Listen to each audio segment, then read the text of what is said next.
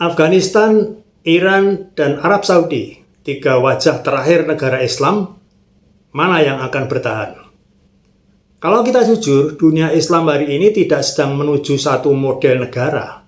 Ia sedang bereksperimen, dan sebagian eksperimen itu mulai gagal. Lihat tiga negara ini, Afghanistan, Iran, dan Arab Saudi. Tiga-tiganya mengklaim berbasis Islam, tapi arah mereka itu saling bertolak belakang. Mulai dari Afghanistan, di bawah Taliban, ini adalah versi paling murni dari negara Islam. Tidak kompromi, tidak negosiasi dengan dunia luar. Agama bukan sekedar dasar, tapi seluruh sistem. Sekilas ini terlihat seperti kemenangan ideologi. Tapi kalau kita lihat lebih dalam, ekonominya Afghanistan itu menjadi stagnan dan terisolasi. Generasi muda terjebak antara tradisi dan realitas global. Ini bukan model masa depan ini. Ini model bertahan hidup. Sekarang bagaimana dengan Iran? Sejak revolusi tahun 1979, Iran mencoba sesuatu yang lebih canggih, negara modern, tapi dikontrol oleh ulama. Ini bukan teokrasi yang sederhana ini sistem hybrid. Ada pemilu, tapi ada pembatasan, dibatasi. Ada negara, tapi di atasnya ada ideologi. Dan disinilah kontradiksi mulai muncul.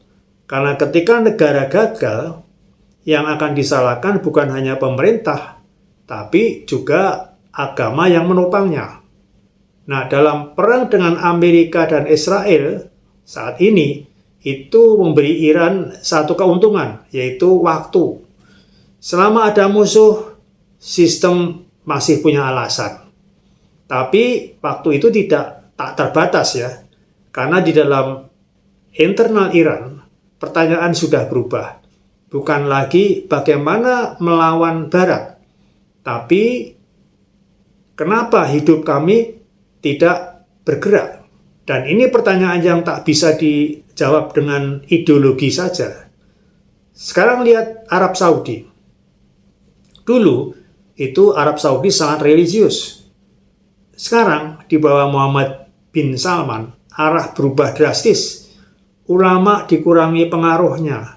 Ekonomi kemudian dibuka. Hiburan, investasi, modernisasi, semua masuk. Nah, kemudian apakah ini berarti Saudi meninggalkan Islam? Tidak.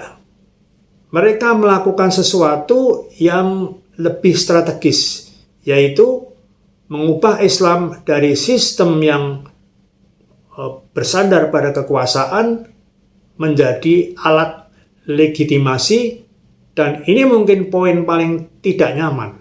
Masa depan negara Islam itu bukan Afghanistan, bukan Iran, tapi model seperti Arab Saudi inilah. Bukan karena paling benar, tapi karena paling adaptif. Sejarah tidak memilih yang paling ideologis. Sejarah memilih yang paling mampu untuk bertahan.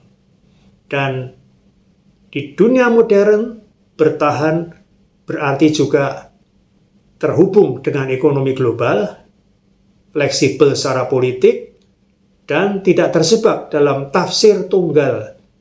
Ini yang tidak dimiliki Afghanistan, ini yang sedang dipertaruhkan oleh Iran, dan ini yang sedang dibangun oleh Arab Saudi. Jadi kalau ada yang bilang dunia sedang menuju kebangkitan negara Islam, maka mungkin itu benar. Tapi bukan dalam bentuk yang dibayangkan. Bukan negara yang dikendalikan oleh agama secara total. Melainkan negara yang cukup cerdas untuk menggunakan agama sebagai tanpa dikendalikan sepenuhnya, dan itu mengubah segalanya. Karena di titik itu, pertanyaannya kemudian bukan lagi seberapa Islami sebuah negara, tapi apakah seberapa lama ia bisa bertahan di dunia yang terus berubah.